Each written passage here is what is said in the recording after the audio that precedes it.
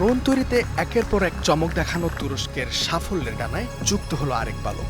তুর্কি প্রতিরক্ষা সংস্থা আলতিনায়ের একটি সহযোগী প্রতিষ্ঠান দাসাল উন্মোচন করল PUHU C-100 নামে ভারী বৈদ্যুতিক কার্গো ড্রোন। এই ড্রোনটি 100 কেজি পর্যন্ত ওজন নিয়ে আনুভূমিকভাবে উচ্চ গতিতে উঠতে সক্ষম। এর বিশেষত্ব হলো এটি আকাশে থাকা অবস্থায় এর স্বয়ংক্রিয় হুকিং সিস্টেমের মাধ্যমে নির্ধারিত স্থানে মালামাল আনলোড করতে পারে।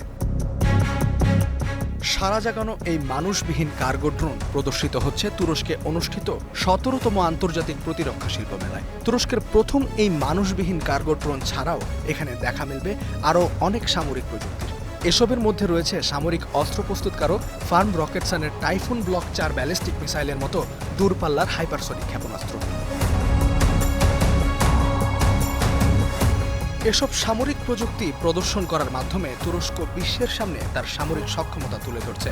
শুধু নিজের প্রযুক্তি নির্মাণ নয়, আধুনিকীকরণ নিশ্চিত করতে উন্নত বিদেশি প্রযুক্তিও ক্রয় করছে তুরস্ক।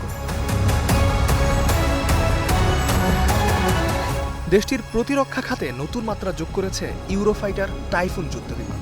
40টি যুদ্ধবিমান কিনতে এর মধ্যে যুক্তরাজ্য ও জার্মানির সাথে একটি চুক্তিতে সম্মত হয়েছে দেশটি। এটি বিশ্বের সবচেয়ে উন্নত 4.5 প্রজন্মের বিমানগুলোর মধ্যে অন্যতম বলে বিবেচিত। তুরস্কের এই সামরিক উন্নয়ন ও আধুনিকায়ন ইসরায়েলের মতো দেশের জন্য মাথা ব্যথার কারণ হয়ে দাঁড়িয়েছে। যদিও ইসরায়েলের দাবি ইউরো ফাইটার টাইফুনের সক্ষমতা ইসরায়েলি F-35 যুদ্ধবিমানের চেয়ে কম, তবে তুরস্কের বিমানবহরে টাইফুনের সংযুক্তি অবশ্যই দেশটির সামরিক সক্ষমতা বাড়াবে। টাইফুনের পাশাপাশি তুরস্ক যুক্তরাষ্ট্রের তৈরি F-16 বিমানও ক্রয় করেছে। শুধু তাই নয়, রাশিয়া থেকে S-400 যুদ্ধবিমান ক্রয় করার পর যে F-35 যুদ্ধবিমানের প্রোগ্রাম থেকে দেশটিকে বাদ দেওয়া হয় সেটিও আনার চেষ্টা করছে দেশটি। আকাশে সক্ষমতা বাড়ানোর পাশাপাশি দেশটি তার নৌ সক্ষমতাও বাড়াচ্ছে।